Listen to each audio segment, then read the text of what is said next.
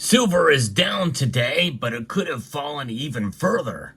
I'm going to explain to you exactly why it hasn't absolutely tanked yet again today in this video as we explore.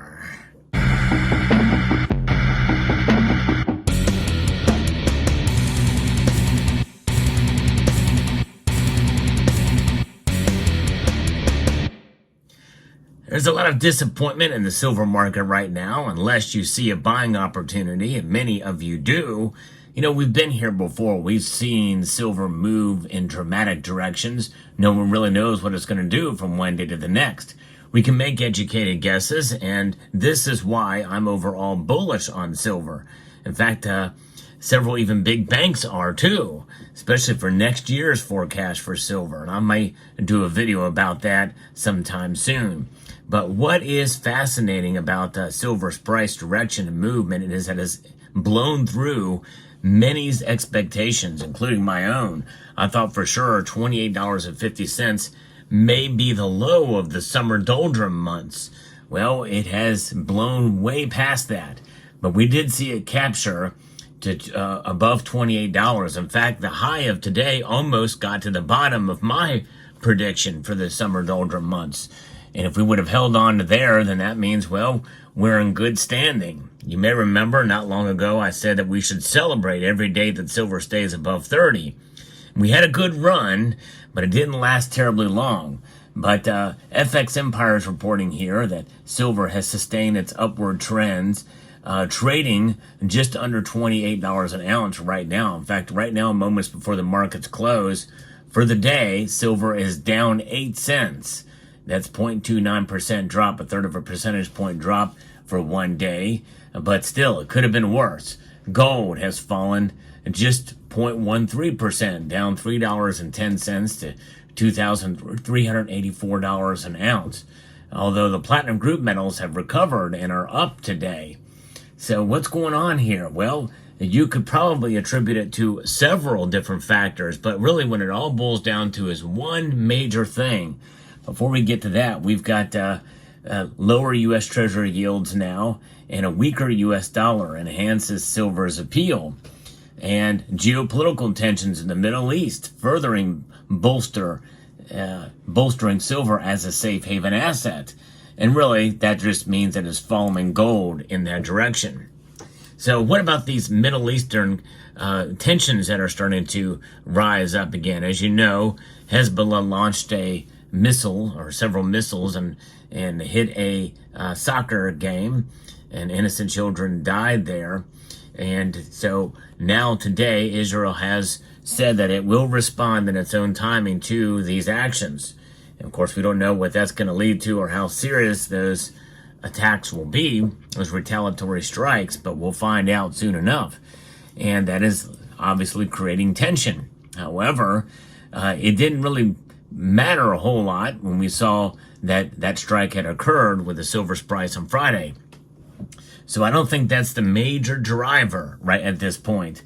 We have become immune now to all of these back and forth between different sides in these wars.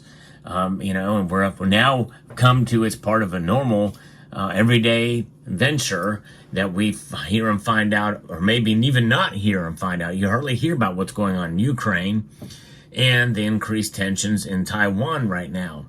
But any one of these areas could spark, and there may be things happening right now on the ground in both regions that are not making major headlines, at least around the world, for major organizations and news organizations in the West.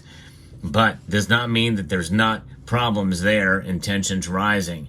Of course, there's other areas of the world that no one talks about that we should be talking about too. But regardless, it's about how the markets really, how they react. And that is the emotional sector, the psychological aspect of the markets. And whenever you hear that about psychological movements, decision making, that means it removes logic from the equation. The one thing we know is happening and is measured is that inflation is going on. The loss of value of this is a known fact. So therefore, silver's price reacting to it. I think this is why we have a very strong support level somewhere. Apparently it's not $28 right now. Apparently it's not $30, but silver is still up about 12% from the beginning of the year. That's really good.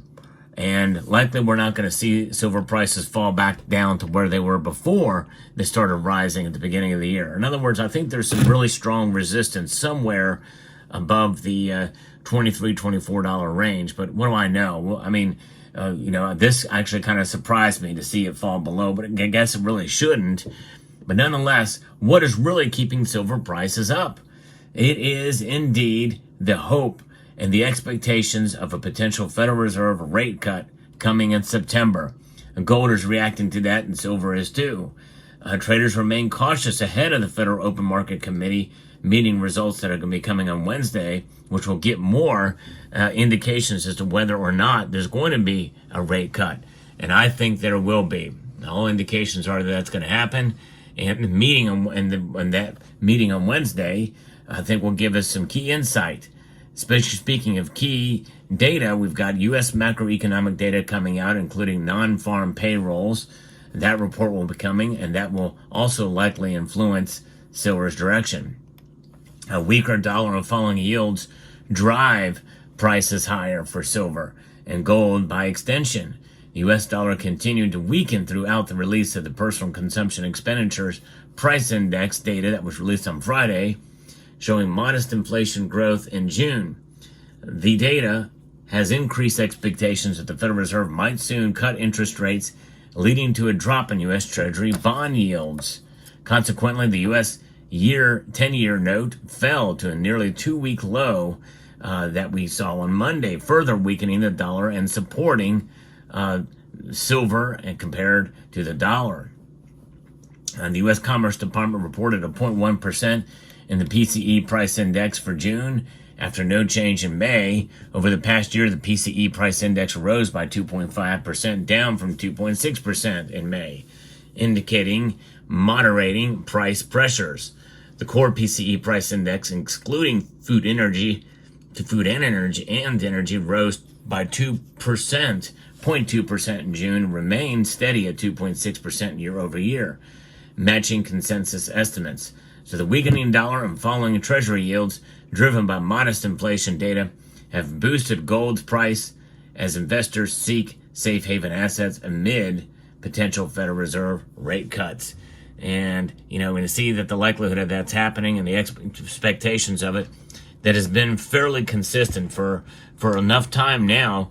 Well, all their hopes and dreams are leaning in that direction, which means that silver's price is going to probably stay where it is and maybe rise some. However, I want to say this. I think this is important. As we get closer to September, that'll be falling towards the end of the summer doldrums. We very well may not see silver climb as much as we think it should. In other words, we may see it climb back to $31, maybe $32 an ounce. And it may be later in the year that we see that $35, which is where I revised my prediction for silver. I am overall bullish, again, as I say there, on silver by the end of the year. And so we'll see what happens, but there's a lot of factors at play. If you want to have a better understanding of silver's price movement, and yes, the potential for price suppression and what is the major cause of it, I want you to check out the video that I posted this morning. I'm going to link to it at the end screen here later towards the end of the video. So make sure to check that video out. That'll give you some more insight. I want to be as fair-minded about silver as possible, and wherever the direction goes for it in terms of the price, it is what it is, and we have to deal with that reality. But there's also something else that's very real about silver that we should understand, and that is looking beyond the price of silver. This channel does market reports. I give you the latest news and analysis on precious metals, and obviously it involves how silver is valued based off of the market. In other words, what it's worth in dollars. But there's a lot more to silver's value than just price. Yes, indeed, price is important. But when you understand that you have a store of value outside of the system that we find ourselves a part, well, the price fluctuations matter less and less. Because you have something of substance that has been recognized as money for thousands of years, it's not going away, no matter what kind of digital assets are created or have been created, silver indeed is a store of wealth. It is a savings vehicle, an insurance policy against the most insane economic situations that may be thrown our way. So I hope you will keep that in mind as you listen to these market reports and as you continue to accumulate silver yourself. If you enjoy what I do here on this channel, I hope you will consider pressing that thumbs up button down below. And if you especially find value in the content I provide here, I hope you will consider subscribing to the channel. So with that, I would like to extend a multitude of gratitude to each and every one of you for taking the time to watch, and to encourage you to please rate, share, comment, and subscribe.